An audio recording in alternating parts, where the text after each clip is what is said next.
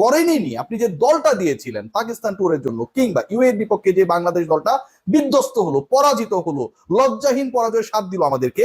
সেই পার্টিকুলার দলে যখন আপনি মিডল অর্ডারের কাউকে রাখেননি প্রপারলি এক্সেপ্ট তাওহিদ হৃদয়, তখন আপনি বলেন কি করে যে মিডল অর্ডারে যেহেতু পারফরমেন্স তুলনামূলকভাবে প্রশ্নবিদ্ধ বা নাই,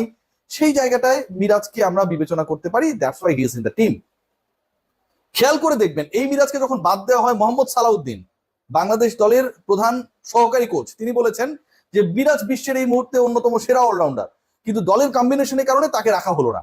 বাংলাদেশ জাতীয় দলের কম্বিনেশনটা কোন জায়গায় রয়েছে যে কারণে মিরাজকে রাখা যায়নি?